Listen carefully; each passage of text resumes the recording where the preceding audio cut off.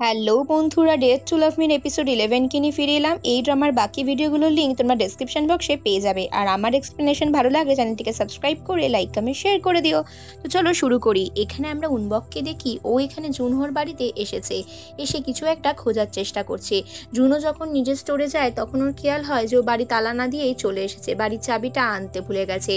বাড়িতে যখন ও ছুটে যেতে চায় তখন এখানে উনবকের হাতে শুধু ওই পাখাটার ম্যাপ আসে, আর উনবক আলমারির ভেতরে লুকিয়ে পড়ে। এবার জুনহোর ফিল হয় যে ওর আলমারির ভেতরে কেউ একটা যেন ঢুকে রয়েছে।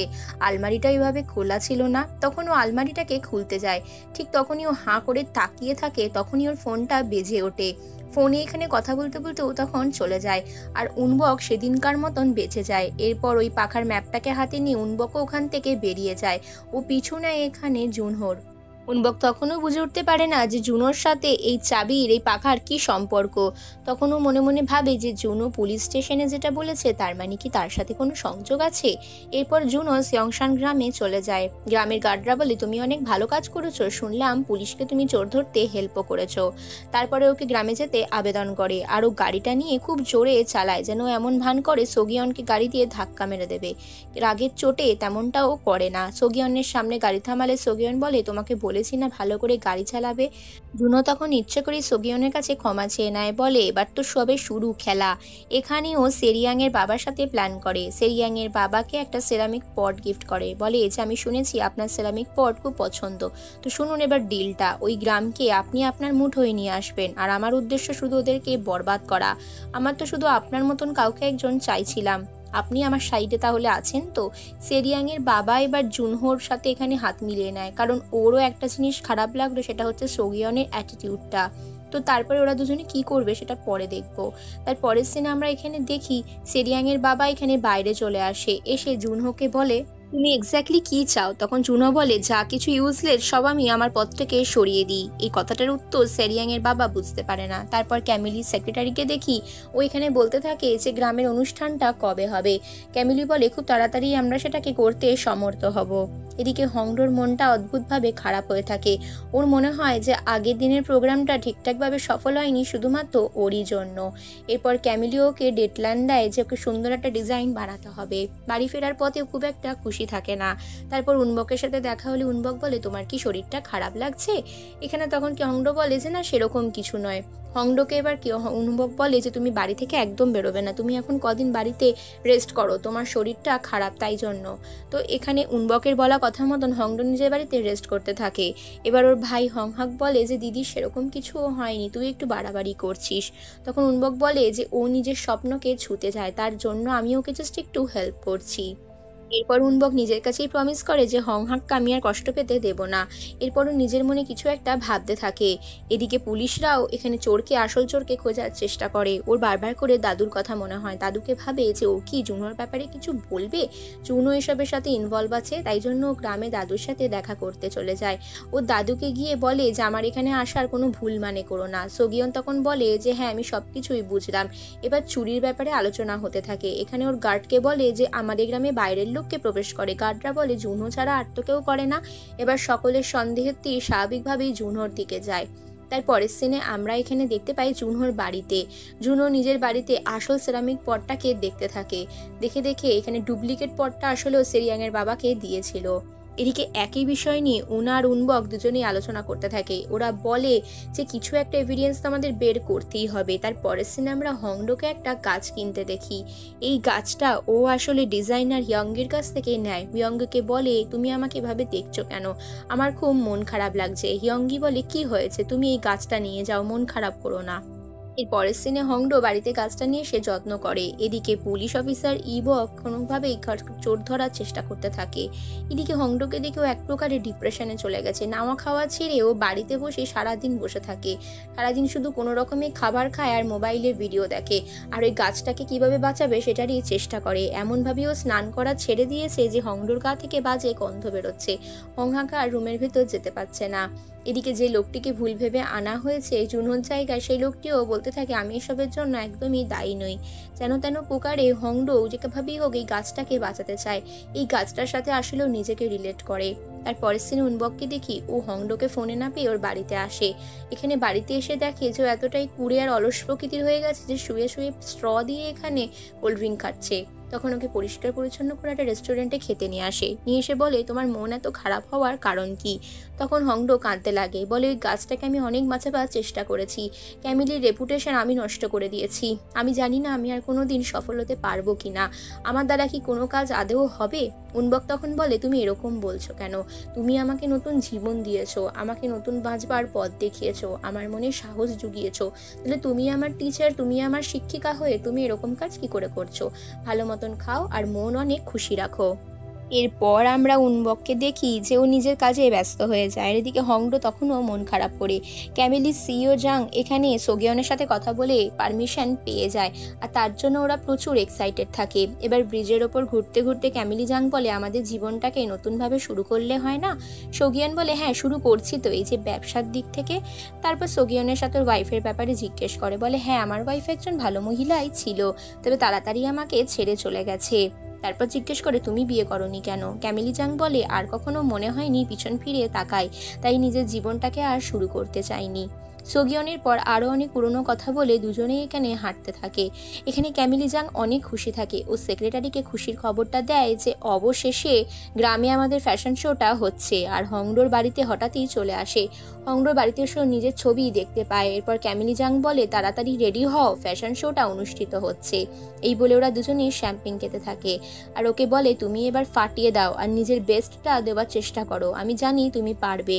এবার হংডো মন থেকে নিরাশ হয়ে যায়। ও বলে যে আমি মনে হয় পারবো না, আমাকে এতটা ক্যাপাবল মনে করবেন না ম্যাডাম। কিন্তু ক্যামিলি জাং বলে না, তুমি বিশ্বাস হারিও না নিজের ওপর, তুমি ঠিক পারবে। আজ আমি এলাম আর তোমাকে আমি কিছু একটা দিয়ে যাচ্ছি, যে এনার্জিটা তুমি আরো ভালো মতন বুস্ট আপ করে নাও।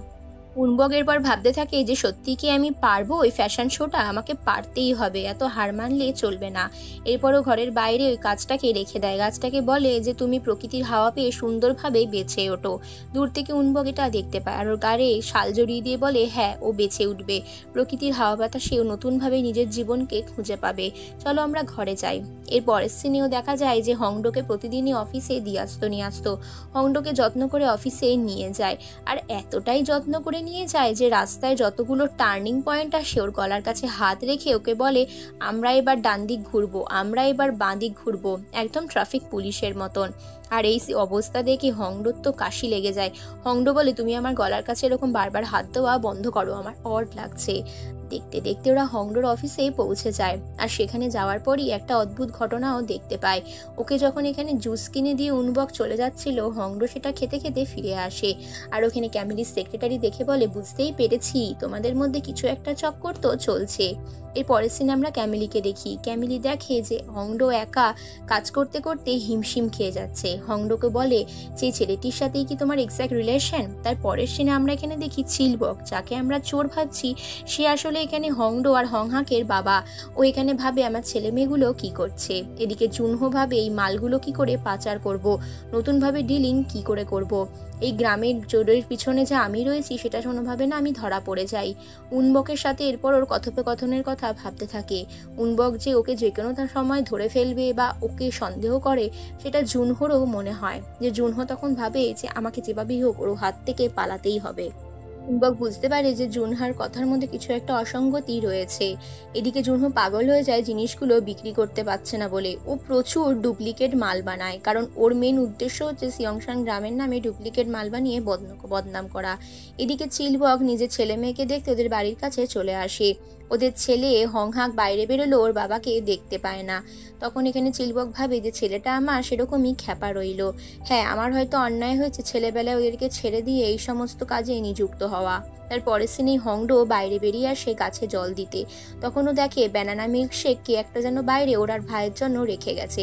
ভাইকে জিজ্ঞেস করলো, ভাই বলে আমার কোনো ফ্যান হতে পারে। এরপর ঘরে এসে ওরা বাবার ব্যাপারেই আলোচনা করে, কিন্তু হংডো বলে বাবাকে নিয়ে আমি আর কিছু শুনতে চাই না। তার পরের সিনে আমরা এখানে উনবককে দেখি ও এখানে জুনহোকে কনস্ট্যান্টলি ফলো করছিল। জুনহো কোথায় যায় কি করে এটাও কনস্ট্যান্টলি ফলো করতে থাকে। ফলো করতে করতে একটা জায়গায় গার্বেজ ফেলতে আসে জুনহো, আর সেখানে গিয়ে বলে আমি তোমার ব্যাগটা কি দেখতে পারি? আর ব্যাগটা খুলে দেখে সেরকম দরকারি কিছু ছিল না। এবার জুনহো পুরোপুরি শিওর হয়ে যায় যে এই ছেলেটা আমার পেছনে লেগেই থাকবে। আরও হাসতে থাকে, কারণ ও যেটা পাচার করতে চাইছিল সেটা ঠিক কায়দা করেও পাচার করেই ফেলেছে। এখানে প্রচুর টাকা পয়সা নিয়ে ডিলিং চলতে থাকে। উনবক ভাবে কি করে এদেরকে আমি হাতে নাতে ধরবো। এদিকে ভুল লোকেদেরকে পুলিশের অ্যারেস্ট করে নিয়েছে, যে কারণে তারাও হন্তদন্ত হয়ে ভাবছে। এদিকে আরও কিছু এভিডেন্স পরের দিন পেয়েছে। ইবক বলে যে ওখানে একটা ক্রাইম সিন ঘটেছে আর ওখানে ওয়েপেন পাওয়া গেছে আপনাদের গাড়িতে। এবার আপনারা কি বলছেন? পুরো বিষয়টা যে সাজানো সেটা সকলেই বুঝতে পারছে, কিন্তু জুনহোকে প্রমাণের অভাবে ওরা ধরতে পারছে না। এরপর হংডো ক্যামেলি জাংকে অনেকগুলো ডিজাইন এঁকে এঁকে দেখায়, কিন্তু ক্যামেলি জাংয়ের সেগুলো পছন্দ হয় না। ক্যামেলি জাং বলে আরও ভালো করে কিছু প্র্যাকটিস করো। উনা এরপর বলে যে আমি খুঁজে বের করবই কে এমনটা করেছে। এরপর হংডোকে বলে তুমি আরও নতুন কিছু বানাও। হংডো নিজের কাজে অনেকটা টায়ার্ড হয়ে যায়। ক্যামেলি জাং বলে যে এমন কিছু করো যেটার মধ্যে একটা আধুনিকতা আর প্রাচীনত্ব দুটোরই ছাপ থাকবে। হংডো মানসিকভাবে অনেকটাই বিপর্যস্ত হয়ে যায়। এভাবে একের পর এক রিজেকশনের পরও বুঝতে পারে না কিভাবে কি ডিজাইন বানাবে। এদিকে উনবক আর উনাও পাগলের মতন ওই চোরগুলোকে বিভিন্ন জায়গায় ছবি দেখিয়ে দেখিয়ে খুঁজতে থাকে।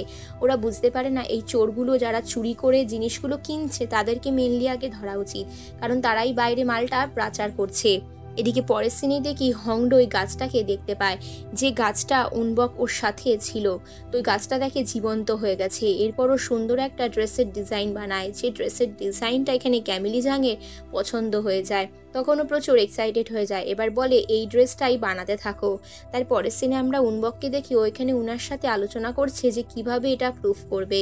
এদিকে দুজন নতুন মেয়েকে আনা হয় এখানে হংডোকে হেল্প করার জন্য। এই ইন্টার্নে দুটো মেয়ে আসে ওকে এই ফ্যাশনের ডিজাইনের যে নেক্সট ইভেন্ট রয়েছে তাতে ওকে হেল্প করবে বলে, কিন্তু মেয়েগুলোর একজন ছিল প্রচুর গান শুনতো আর নিজের মর্জি মতন চলতো, আর আরেকজন তো সিনসিয়ারিটি কম ছিল। তো ও এখানে কিভাবে এদের দুজনকে নিয়ে কাজ করবে এটাও মাথায় ঢোকে না। ও বুঝতে পারে না যে এদেরকে দিয়ে কিভাবে কাজ করাবো। ওদেরকে এখানে যেটুকু বলা হচ্ছিল ওরাও সেটুকুই করছিল। এরপর হংডোর মাথাটা খারাপ হয়ে যায়। ও ক্যামেলি ম্যাডামের কাছে চলে আসে। ক্যামেলি ম্যাডাম বলে যে খাবারের জন্য জুনহোর রেস্টুরেন্টটাকেই বাছাই করো, কারণ ওর কাছে কোরিয়ান ফুড অনেক প্রসিদ্ধ। এরপর নাটক করতে থাকে উনবক। একটা বারে গিয়ে বলে আমার দাদা হয়, এই লোকটিকে প্লিজ চেনেন, কিন্তু বাড়ির লোকরা বলতে চায় না। আর ওকে ধাক্কা মেরে পাঠাতে চাইলে ওখানে চোরটা পালিয়ে যায়। ও তখন সবাইকে মারধর করে ওই চোরটার পেছনে ছুটতে থাকে। অনেক ছুটতে ছুটতে ও দৌড়াতে দৌড়াতে চোরটাকে ধরবার চেষ্টা করে। তার পরের সিনে জুনহোকে দেখতে পাই। জুনহো এখানে একটা পোস্ট কার্ড দেখতে পায়।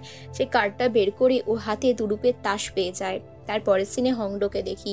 হংডো এখানে ওর বাড়িতে চলে আসে ওর সাথে ডিল করতে। বলে যে আমাদের যে নেক্সট ইভেন্ট রয়েছে সেখানে আপনাকে খাবার দাবার অর্ডার দিলাম, কারণ কোরিয়ান এখানে প্রাচীনত্বর ছোঁয়া আপনার হাতে একমাত্র পাওয়া যায়। এবার এখানে জুনহো হঠাৎ করে জিজ্ঞেস করে আচ্ছা ইয়াং মাস্টার উনবকের সাথে কি আপনি ডেটিং করছেন? তো হংডো এখানে স্বীকার করে বলে যে হ্যাঁ করছি।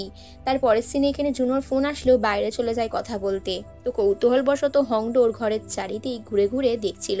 আর ঠিক তখনই ওর আলমারিতে অনেক দামি জামা কাপড়ও দেখতে পায়। ইভেন ক্যামেলি ব্র্যান্ডেরও জামা কাপড় ছিল।